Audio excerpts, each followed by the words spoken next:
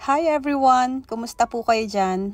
Bago nga pala natin simulan tong voice over ng vlog na to, gusto ko lang i-share sa inyo na mahigit 1 week ko nang ibino-voice over itong vlog na to. Dahil sa hindi ko alam yung sasabihin ko, ayun, paulit-ulit ako. Kada araw na lang tinatry kong i-voice over dahil nga medyo engot ako mag-voice over. Ayan, hindi ko natapos-tapos tong voice over na to, pero dahil napagod na ako, bahala na kung anong kalalabasan nito.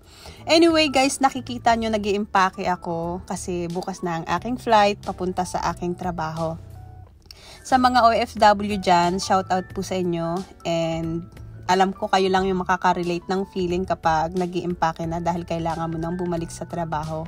Kailangan mo lumayo, wala kang choice, wala kang magagawa, kundi bumalik para sa kanila, 'di ba? Pero anyway, less drama tayo, guys. Ayoko rin ng drama sa buhay. Kung makikita nyo guys, puro jacket ang aking iginagayak ngayon kasi sa Europe ako pupunta. Oo, winter na kasi sa Europe and sobrang lamig doon.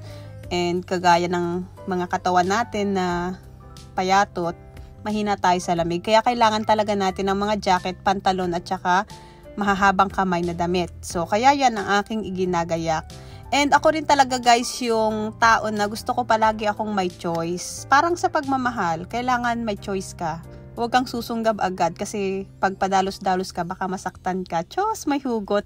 Anyway guys, meron din ako mga sapatos na pailan-ilan kasi hindi tayo pwedeng palaging naka sandals or open yung pangpaan natin kasi malamig nga.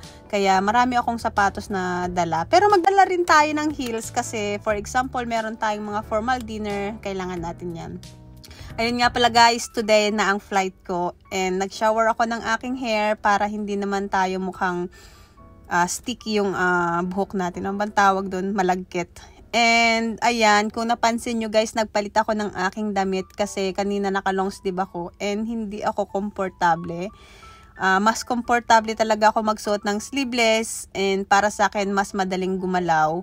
Pero don't you worry guys kasi meron naman akong coat na ipapatong dyan para hindi tayo lamigin sa eroplano. By the way guys, kami nga pala ay magpapasyal muna sa Manila bago ang aking flight kasi 11:30 pa naman ng gabi ang flight ko, kaya nag-decide ako na dalahin ang aking mga kiddos sa Manila. Yes, mga kiddos kasi 3 ang aking anak, and yeah, plano kong ipasyal sila, ikain sa labas para naman magkaroon kami ng magandang magandang banding bago ako umalis kasi after 3 months na naman kami magkikita-kita. Yung makakain ka man lang, nakasama sila, makapamasyal, 'di ba? Sulit yung oras na 'yon and talagang masaya rin sa feeling bago ka umalis na makakabanding mo yung iyong mga mahal sa buhay. Anyway, guys, naglalagay ako ng konting makeup kasi malay mo may gwapo sa eroplano or maybe sa bus. Charis lang, joke lang, guys. And heto nga pala yung aking ang tawag diyan, ang aking hand carry. Dati kasi ang gamit ko backpack lang and madalas sumakit ang aking likod after ng aking flight. Kaya nag-decide talaga ako or pinilit ko talaga na makabili ng hand carry na bag kasi ayun, para hindi ako nahihirapan. At ang aking anak na mataray ay pasayaw-sayaw pa sa harap ng camera. Ayan. Kung makikita nyo guys, ay napakarami ko ring gamit na kung ano-ano. Kasi mahilig akong bumili dito sa Pilipinas ng mga kailangan ko kapag bumalik na ako dun sa Europe. Like mga body routine, kung ano-anong iniinom vitamins, mga pampaganda, kemine, charis, hindi naman gumaganda.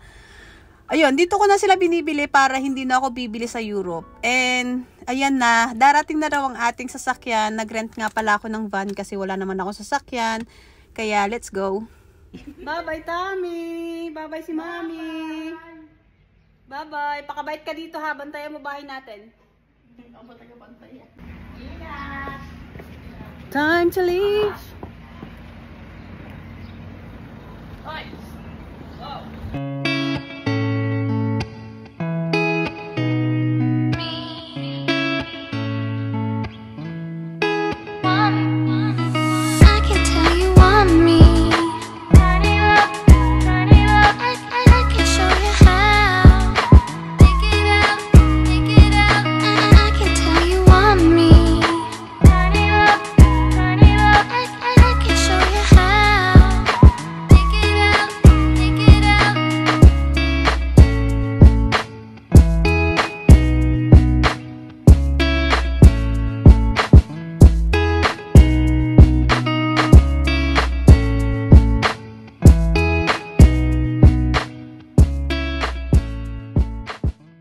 At after nga namin gumala, after ko nga magastusan, charis, ay heto na nga ako sa airport at ako ay nag-check-in na. Pero guys, ang dali ko na lang maka-check-in kasi nakakapag-check-in na online.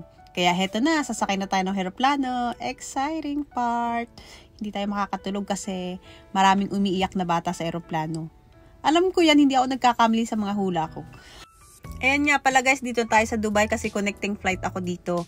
And nag-Starbucks nga pala ako guys. Habang iniinom ko nga pala tong Starbucks na to, iniisip ko yung presyo. Ang mahal-mahal, dapat pala nagbaon na lang ako ng kope ko. Anyway, ang tagal kong nakatambay and hindi ko na-realize na wala na pala akong oras at napakalayo pala ng aking gate na pag-boardingan. Kaya naman kinakailangan kong tumakbo at gumamit ng train. Pero okay lang, manageable.